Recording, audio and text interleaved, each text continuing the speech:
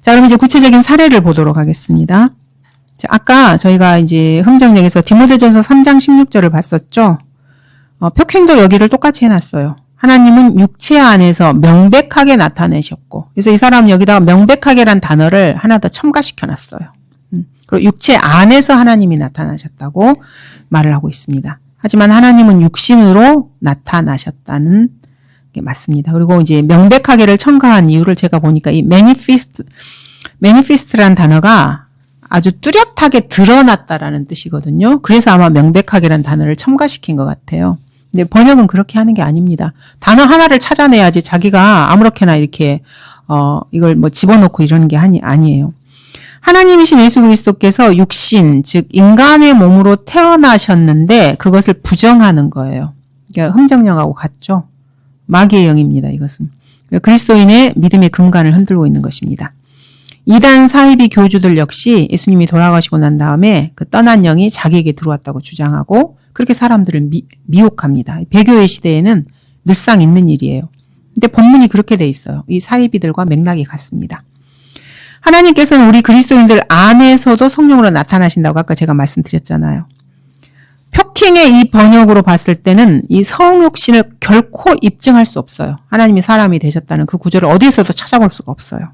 그래서 이 본문에 따르면은 인간의 육체 속에서 하나님께서 나타나셨다는 그 의미 그 이상도 아니에요. 흠정령하고 똑같죠? 아까 말씀드린 대로 이 전치사 인을 학교에서 배운 문법 그대로 안에서라고 해석을 해야만 한다고 거기에 사로잡혀 있는 것입니다. 잘못된 지식에서 나온 결과죠. 우리나라 영어 교육의 산물이라고 저는 생각합니다. 이 표킹은. 그래서 문맥의 전체적인 의미를 파악을 해서 거기에 맞는 한국어로 번역을 해야 되는데 이 인이라는 전치사 작은 것 하나에 지나치게 집착을 해가지고 전체 교리를 보지 못하고 문맥을 무시하고 그냥 영어 문법은 이래 이렇게 번역을 해놓은 것입니다. 그래서 표킹은 사탄의 영이 관장하고 있는 번역이라는 것을 입증하는 강력한 구절이 디모데전서 3장 16절입니다. 흥정력도 마찬가지입니다. 그래서 제가 이제 아까 그 in the flesh가 in이라는 단어가 뭐뭐 안에서라는 단어로 해석되지 않는다라고 자기들도 해석하지 않은 게 있다고 말을 했잖아요. 자, 한번 살펴볼게요. 그 부분을 창세기 17장 24절을 한번 보겠습니다. 창세기 17장 24절에 보시면은 아브라함이 자기 포피의 살을 베어낸 때는 그가 99세였고라고 지금 되어 있어요. 근데 이게 영어로 보시면은 And Abram 하고 when he was circumcised in the flesh 이렇게 돼요. In the flesh of his foreskin.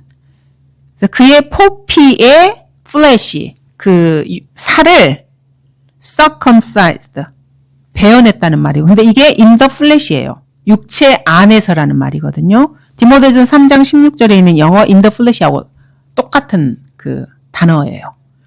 그러면 in the flesh면은 그 디모데전서 3장 16절에서 육체 안에서 나타나셨다고 번역을 했으면 여기서도 어떻게 번역을 해야 되냐면은 그의 포피의 살 안에서 베어내어졌을 이렇게 해야 돼요. 이 사람 주장대로 하자 그러면은 근데 자기는 여기서 그렇게 안 했어요. 왜냐하면 그렇게 할 수가 없어요. in the flesh를 어떻게 포피의 살 안에서 베어냈다고 어떻게 말을 해요? 말 같지도 않잖아요. 포피의 살을 베어냈다. 이렇게 해야 말이 맞잖아요. 그러니까 본인도 in the flesh를 in을 그대로 번역을 안 했어요. 안에서라고. 디모데전서 3장 16절에서는 굳이 안에서라고 해놨어요. 포피의 살 안에서 베어낸. 이렇게 하면 말이 안 되잖아요. 누구나 다 알고 있는 이야기잖아요. 인이 뭐뭐 아니니까 그렇게 해야 되나요? 자기도 안 하면서 반드시 모든 곳에서 그렇게 해야 되는 것처럼 말을 하면서 우리 성경이 틀렸다고 막 공격을 해요. 이 사람들이. 말 같지도 않은 공격을. 그러니까 모든 곳에서 인을 뭐뭐 안에서라고 해석하면 안 된다는 걸 본인도 알아요. 그래서 우리나라 말로 너무 어색하면 그렇게 아예 시도조차 안 하는 거예요. 본인도 안 하는 거를. 그리고 창세기 1장 1절에 보시면 태초에 하나님께서 하늘과 땅을 창조하시니라는 표현이 있잖아요. 이것도 in the beginning이에요. 이게 태초에거든요. 자, 우리가 이걸 할 때 beginning 그러면 처음이라는 뜻이잖아요. 그러면 직역한답시고 처음 안에서 이렇게 하나요? 이 사람 주장대로 하면 그렇게 해야 돼요. in the beginning 이거를 처음 안에서 이렇게 해야 돼요. 본인도 그렇게 안 하지 당연히. In the beginning 당연히 태초에 이렇게 하죠. 처음 아니면 뭐 태초 안에서 이렇게 번역하나요? 어떤 얼간이가 그런 번역을 해요. 말도 안 되지. 근데 그렇게 해야 된다고 우리를 공격할 때 그렇게 쓰는 거예요. 그 주장을. 그 시작 안에서 뭐 이렇게 말하나요? 그렇지 않잖아요. 근데 그렇게 해야 된다는 거지. 이 사람 주장대로 하면은. 근데 본인도 그렇게 안 해요. 자, 그다음에 두 번째 신명기 23장 17절을 보겠습니다. 여기서 이제 소도마이트라는 단어가 나와요. 소돔은 동성연애자들의 그 천국이잖아요. 거기가 다 동성연애야.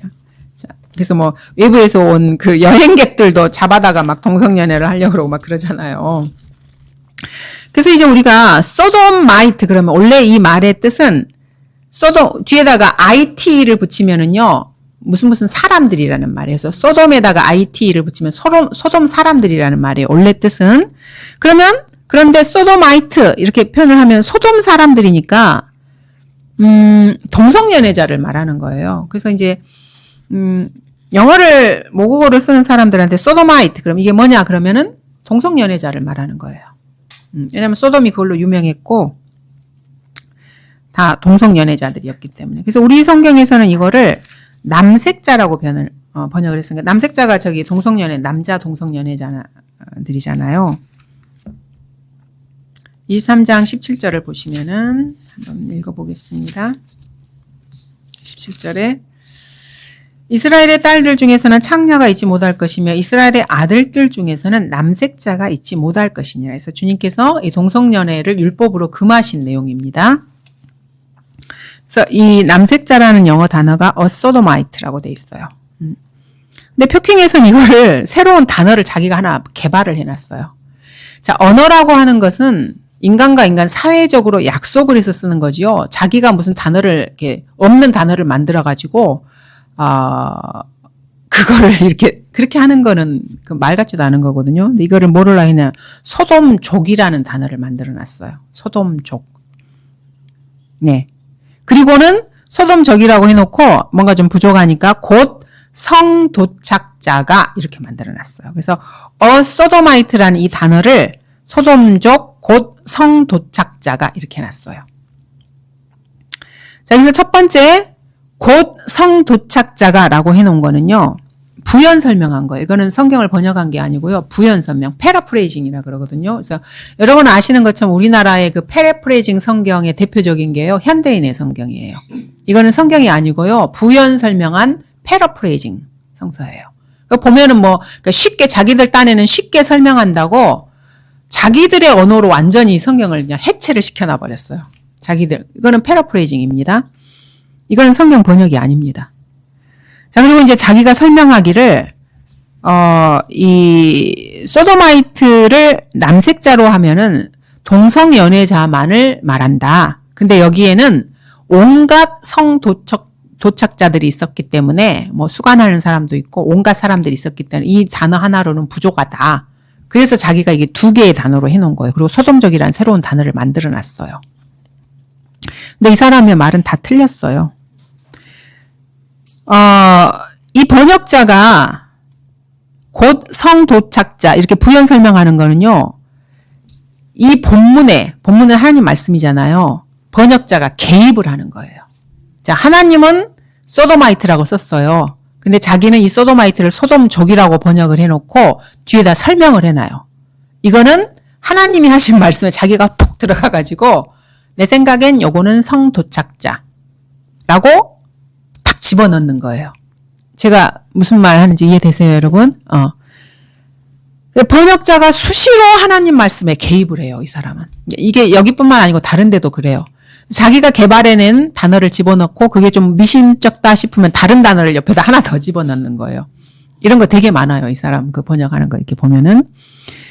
그래서 자신이 가지고 있는 지식을 포기하지 못하고 나는 이거를 지금 알고 있는데 이거를 표현을 해야 되는데 그래서 두 개씩 이렇게 집어넣는 거예요. 그러니까 패러프레이징을 계속해서 하는 거예요. 부연 설명을. 이거는 번역이 아니에요. 그리고 하나님의 말씀에 한 인간이 계속해서 개입하는 거예요. 번역자는 단어를 찾아내야 돼요, 여러분. 자기 모국어로 된 단어를. 소도마이트면은 이 단어가 우리나라 언어로 가장 이 단어를 잘 표현하는 게 뭔가를 찾아내는 게 그게 번역자가 할 일이에요. 이 소도마이트는 동성연애자를 말하는 거예요. 남색자가 맞아요. 소돔족이라는 말은 우리나라 사전에도 없는 단어예요. 소돔은 지역 이름이고요. 족이라는 말은 결의족자잖아요. 그러면 족이라는 말은요. 한민족, 한결에 할 때 족, 무슨 민족 할 때 족을 쓰는 거잖아요. 그러면은 소돔족 사람들, 그러면 소돔이라는 한 민족이 모아져 있는 거를 소돔족이라고 하는 게 맞지 않나요? 근데 이거는 지금 그런 의미가 아니잖아요. 이 소도마이트라는 단어 자체가. 동성연애자를 표현하기 위해서 소도마이트라는 단어를 쓴 거거든요. 소돔 사람이라는 말을. 근데 이 사람은 소돔족이라는 새로운 단어를 만들어버렸어요. 그러니까 의미가 완전히 달라요. 한국어를 잘못 선택한 거예요. 한국어가 아닌 새로운 단어를 만들었는데 원래 영어 뜻하고는 전혀 다른 의미예요. 그래서 뭔가 자기가 자꾸 알고 싶어 하는, 알고 있는 티를 내고 싶은 거예요. 거기 소돔에는 동성연애자도 있었고 또 다른 성도착자도 있었다. 이런 이야기를 지금 하고 싶은 거예요. 근데 본인은 그런 모습이었는지 모르지만은 결국에는 이 동성연애자들을 가려주는 성경을 만들어낸 것 뿐이에요. 그 사람은. 그 사람들을 드러내고 싶어 하지 않잖아요. 이렇게 아닌 것처럼 이렇게 가려줘요. 성도착자라는 거는요, 형태가 되게 다양해요. 동성연애하고요, 성도착자하고는 의미가 좀 다릅니다, 여러분. 자, 이건 좀 너무 지저분한 이야기긴 한데, 어떤 성적으로 흥분하는 거가 하나님께서 원래 만드신 그거하고 다르게 온갖 것을 보고 성적으로 흥분하는 사람들이 있어요. 어떤 사람은 옛날에 어디를 이렇게 무슨 다큐를 보니까 물건을 이렇게 어떤 특정한 물건을 보면 성적으로 흥분을 해서 그런 물건을 이렇게 성적인 걸로 이렇게 사용하는 그런 사람들도 있대요. 이 성도착자예요. 그런 사람이 성도착자거든요. 그런 사람이. 그런 사람을 성도착자라 그러는 거예요. 이건 정말 너무 지저분한 이야기이긴 하지만 옛날에 보면 그 여자 속옷 모으는 사람 있잖아요. 이런 사람들이 성도착자예요. 근데 주님이 이 소도마이트를 말씀하셨을 때 이런 사람을 말하는 게 아니에요, 지금. 동성연애자를 말하는 거거든요. 예. 그러니까 동성연애자하고 성도착자는 의미가 완전히 다른 거예요. 그래서 단어를 보시고 이 단어가 무슨 단어인가를 생각해 보시면 이 사람이 이런 단어를 써서 자기가 여러 가지 말로 포장을 하지만 결국에는 영어 단어인 소도마이트란 이 단어를 변개시켰다는 것을 우리가 이런 걸 통해서 알 수가 있는 것입니다. 그리고 동성연애자를 성경에서 지워버리고 있는 거예요. 자기가 입으로는 뭐라고 변명을 하든지 간에 결론은 그런 것입니다. 이 사람 사전 되게 좋아하거든요. 사전에는 이렇게 뜻이 이렇게 되어 있더라. 소도마이트 찾아보시면은 동성연애자라고 나와 있어요. 왜 거기에서는 이 단어를 안 썼나 모르겠어요.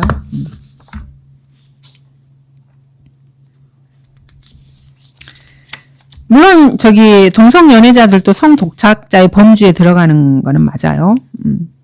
성적으로 주님께서 만들어 놓으신 그 범위를 다 벗어나서 이상한 짓 하는 애들은 다 그런 애들이니까요. 근데 성적인 면에 있어서 이 동성연애자들, 이들이 여자보다 남자가 더 강하거든요. 이들이 그 성적인 문란함의 대표적인 단어예요. 이 남색자, 동성연애자라는 말이. 그래서 이 단어를 여기다 쓰는 거예요. 그래서 이 한 단어로 깔끔하게 다 이렇게 된 거예요. 더 이상 부연 설명할 것도 없고요. 어떻게 할 것도 없어요. 그러니까 동료 남색자들을 보호해주고 싶은 이 사탄의 열망. 적그리스도도 동성연애자이신 거 여러분 알고 계시죠? 그러니까 보호해주고 싶은 거예요. 가려주고 싶고. 그게 누구겠어요? 사탄이지. 그래서 이거는 분명히 사탄의 계획된 은폐술이라는 것을 알 수 있습니다. 사람들이 자기의 입으로 뭐라고 무슨 말을 하든지 간에요. 그 결과를 보면 돼요. 이 사람도 막 이걸 하면서 막 이렇게 앞에 나와서 설명하더라고요. 이러이러한 이유로 해서 자기가 이렇게 해서 동성연애자보다 더 많은 단어를 포괄하고 어쩌고저쩌고 막 하면서 이렇게 말하더라고요. 그 뭐라고 표현하든 상관없어요. 결론은 사탄의 계획된 은폐술이에요. 동성연애자들을 가려주고 싶은 거죠. 그 아까 말씀드린 대로 무슨 족 할 때 결의족자를 쓰잖아요. 일반적으로는 혈연 관계를 나타낼 때 쓰는 단어예요. 성도착자하고는 전혀 상관없는 단어입니다. 이렇게 개인의 사사로운 의견을 성경에다 집어넣은 거예요. 이게 얼마나 큰 죄인데 죄가 죄인지도 몰라요. 그리고 앞에 나 잘난 척하면서 막 이렇게. 지금은 이제 하지도 않아. 딴 사람 시키고 자기는 쉬고 있어. 성경적 용례를 봤을 때도요. 롯의 두 딸이 세상의 방식에 따라 자기들에게 올 남자가 없다라고 염려를 한 부분이 나와요. 그러면 세상의 방식에 따라 자기들에게 올 남자가 없다는 말은 그 당시에 그 소돔 주변의 모든 그 방식이 살아가는 방식이 전부 다 동성연애였다는 말이에요. 그러니까 여자하고 결혼을 안 한다는 말이에요. 그 말이.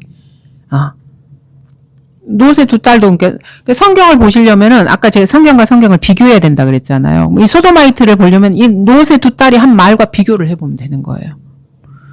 세상의 방식에 따라 자기들에게 올 남자가 없다. 이렇게 표현을 했잖아요. 그 말은 거기 있는 애들이 전부 다 동성연애자들이라는 말입니다. 그래서 남편을 구할 수 없다. 이런 말이에요. 그래서 아버지와 그런 짓을 벌인 거잖아요. 자, 그 다음에 빌립보서 3장 20절을 보겠습니다. 이것도 참 가슴 아픈 번역이야.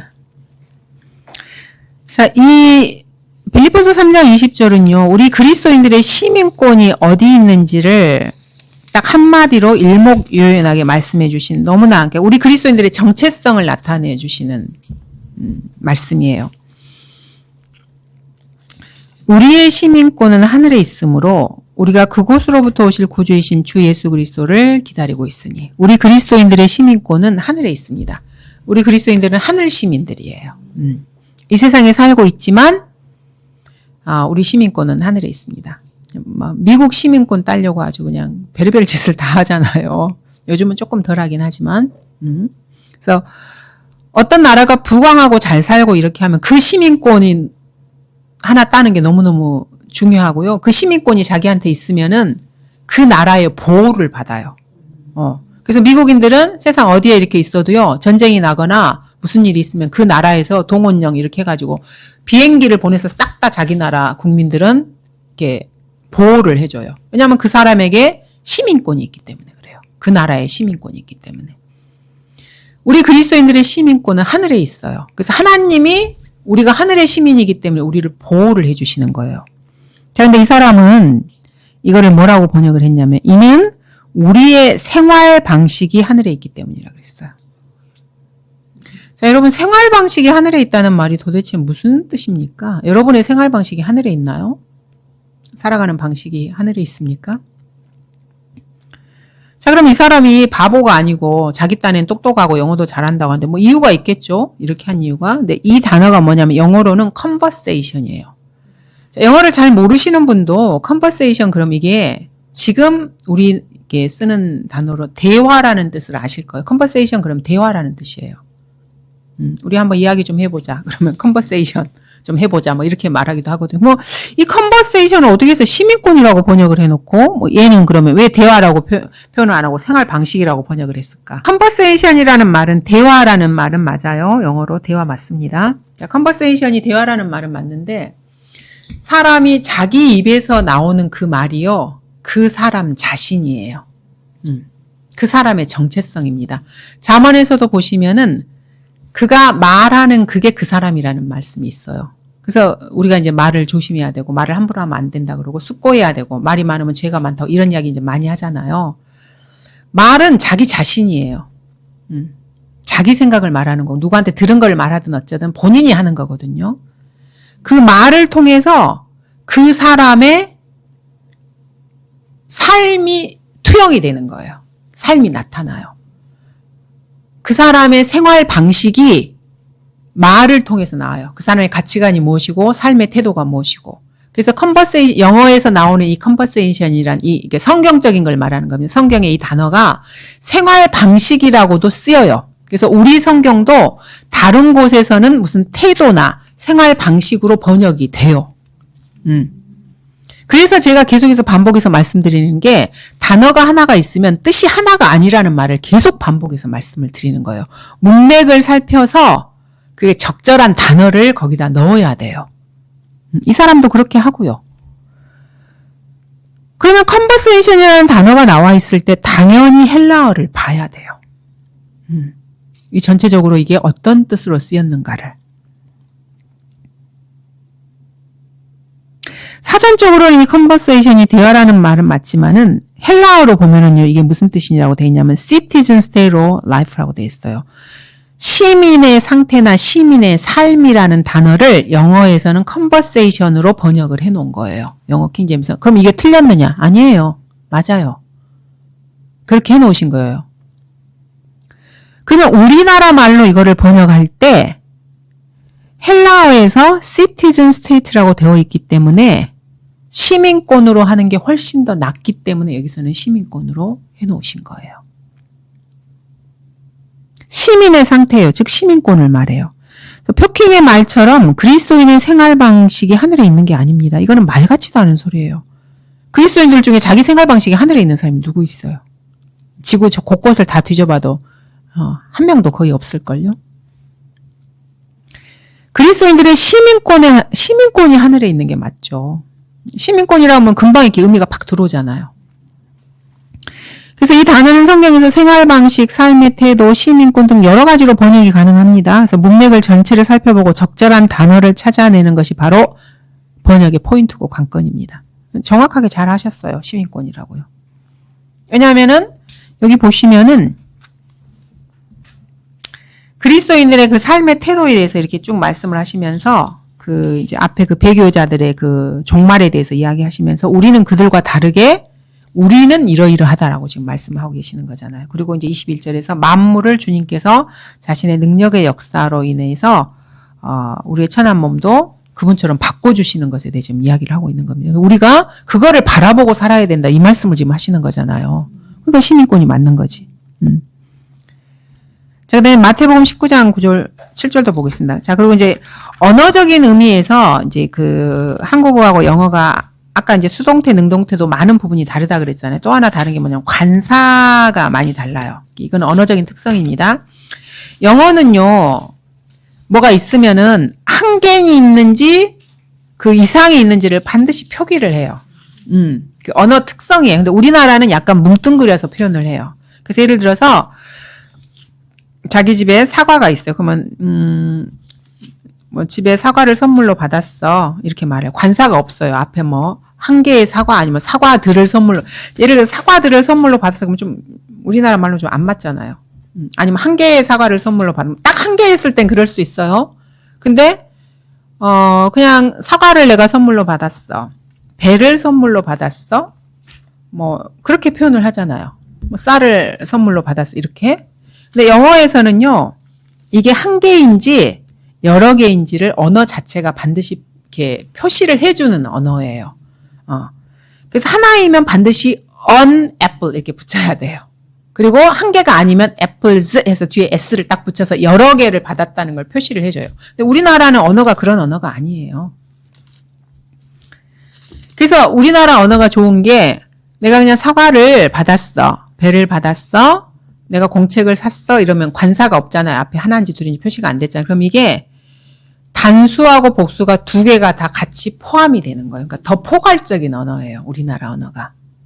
근데 영어는 하나만 딱 이렇게 한 개든지 많이 있는 거든지 표시를 딱딱딱 해주는 언어예요.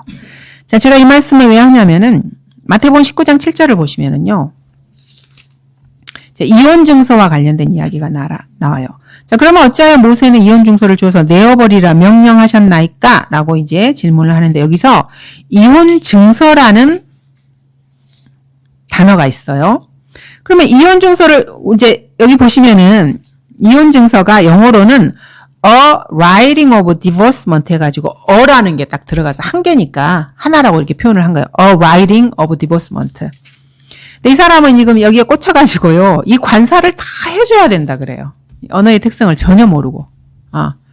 그럼 이 사람은 뭐라 그랬을까요? 이혼 증서 한 장을 주고 그녀를 버리라고 했다고 이렇게 이제 해요. 그러면서 우리가 틀렸다고 말하면서 영어 성경에 있는 관사를 다 무시했다고 이제 거짓말을 하는 것입니다. 자, 그럼 여러분 생각을 해보세요. 서류라고 하는 건 제가 아까 말씀드린 것처럼 우리 성경대로 이혼 증서라고 하잖아요. 그러면 한 장도 되고요. 여러 장도 돼요. 그죠? 우리나라 말 특성이 원래 그러니까. 이혼증서 한 장이어도 이혼증서고요. 여러 장이어도 이혼증서 다 돼요. 근데 표킹처럼 해주면은 이혼증서 한 장을 주고 그녀를 버리라 이렇게 했잖아요. 그럼 어떻게 되는 거예요? 이혼증서가 여러 장이면 어떻게 돼요? 말이 안 맞잖아요. 그러면. 그런 불상사가 일어나는 거예요. 그럼 2장 주면 안 되는 거예요. 이혼증서를. 3장 주면 안 되는 거고. 표킹에 따르면 안 돼요. 이혼증서는 딱 한 장만 줘야 되는 거예요. 그러니까 관사가 언어적으로 영어하고 한국에서 다르다는 개념이 없는 거예요, 이 사람은. 그래서 우리 성경이 영어 킹제임 성경을 변개시켰다고 계속해서 공격을 해요. 이런 걸 가지고. 이런 걸 어나 더를 뭐 안 붙였네, 어쩌네, 저쩌네 하면서 이런 걸 막 트집을 잡아서 그러는 거예요. 그러니까 미쳤다고밖에 말이 안 나오는 겁니다. 근데 모르는 사람들은 이 사람이 앞에서 설명을 하잖아요. 그러면 그럴듯해요, 여러분. 그냥 바보처럼 말 안 해요. 앞뒤 탁탁탁 재가지고 아주 그럴듯하게 말을 해요. 그 사람을 쫓아가는 사람은 다 바보겠습니까? 이성이 바보가 아니고요. 마음이 부패돼서 따라가는 거예요. 이거는 본인의 IQ하고는 상관없어요. 마음이 부패해서 그런 사람들을 따라가는 것입니다. 그 사람이 멍청해서 따라가는 게 아니고요. 마음이 주님을 거부했기 때문에 그러는 것입니다. 그래서 표킹은 이런 관사를 모두 다 살려줘야 된다고 주장해요. 자, 그렇다고 해서 자기들이 모든 관사를 표킹에서 다 살려주냐? 그럼 그것도 아니에요. 왜냐하면 그렇게 하면 너무 어색하거든요. 언어가 다르니까 너무너무 어색해요. 그래서 너무 어색하면 그렇게 안 해요. 자기들도 그렇게 안 해요. 그렇게 하면 차마 이 책을 볼 수가 없게 되기 때문에 본인들도 그렇게 안 해요. 원천어하고 수용어라는 게 있어요. 원천어는 원래 이제 우리 같은 경우는 영어겠죠. 그리고 수용어는 우리 한국어를 수용어라 그래요. 그러니까 이 원천어에서 수용어로 번역을 해오는 것입니다. 이 언어적인 특성을 무시하고서 원래 원천어에 있는 모든 것을 그대로 살려줘야 된다는 개념으로 번역을 하잖아요. 그럼 수용어로 번역을 할 수가 없어요. 불가능해요, 이거는. 그건 하나님도 못하는 일이에요. 근데 그렇게 해야 된다고 이 사람이 주장을 하는 거예요. 근데 본인도 그렇게 안 해.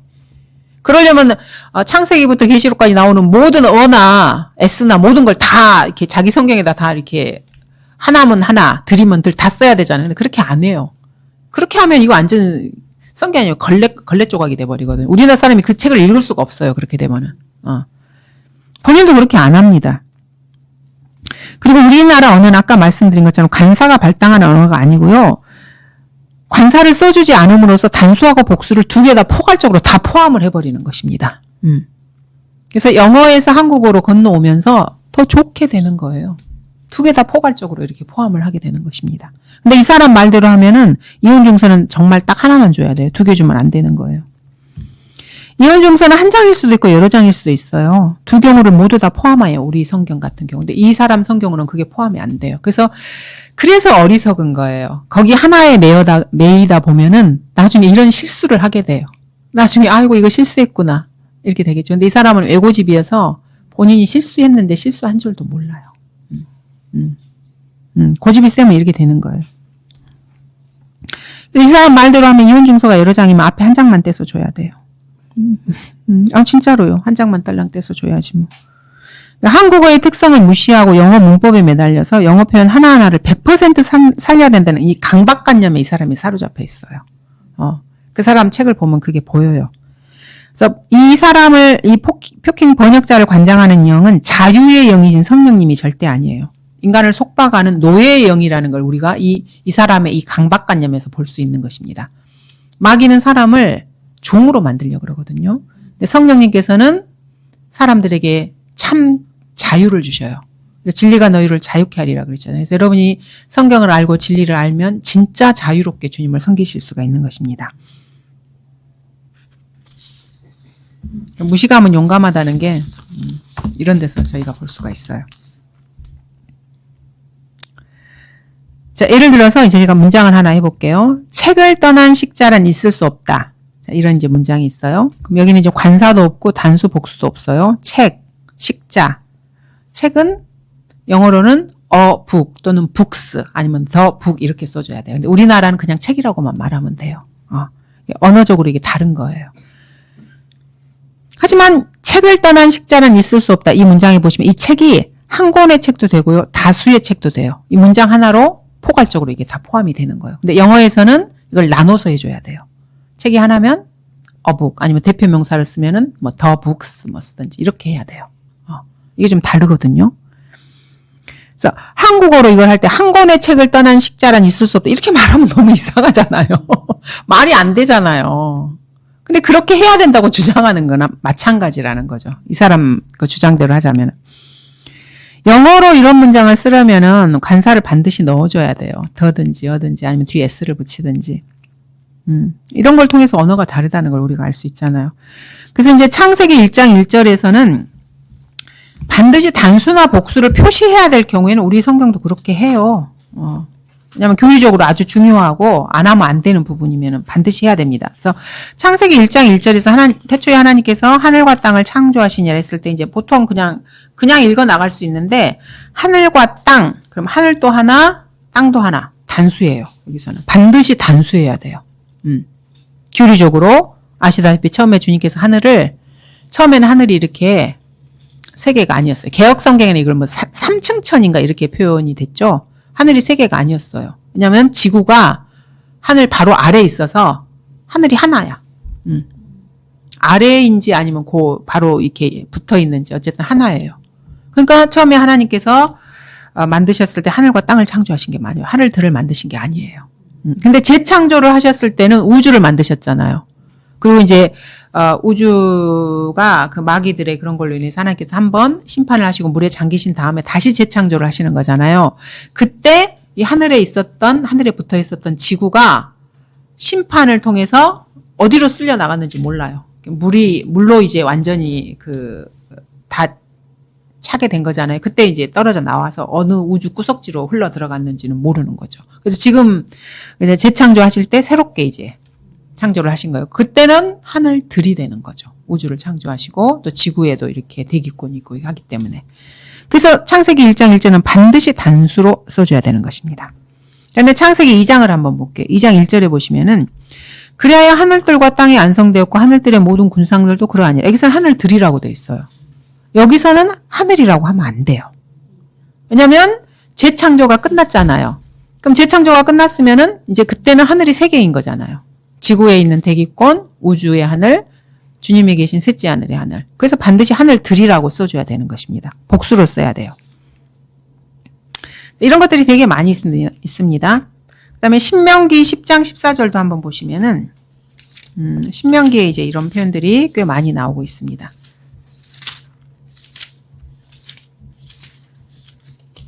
자, 신명기 10장 14절에 보시면 보라 하늘과 하늘들의 하늘이 또 땅과 그 안에 있는 모든 것이 너의 하나님 주의 것이나 이렇게 말씀하고 계십니다.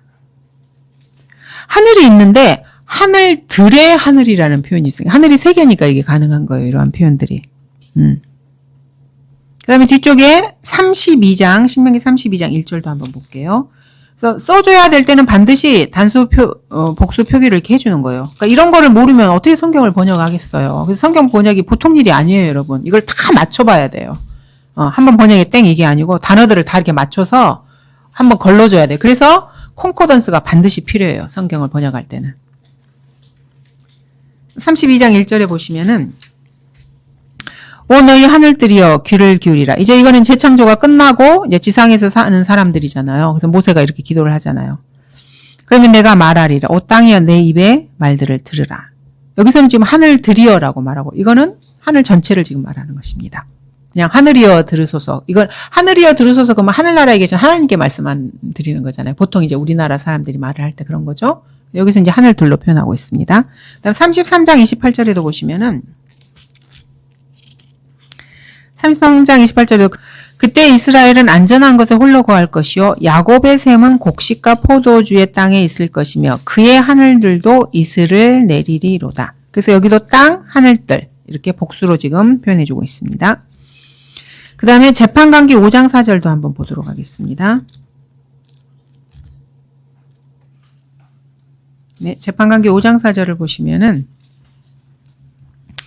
주여 주께서 세일에서 나가시고 주께서 에돔에 들여서 행진하실 때 땅이 진동하고 하늘들이 내려앉았나니 구름들도 물을 내렸나이다. 여기서도 하늘들이라고 표현하고 계십니다.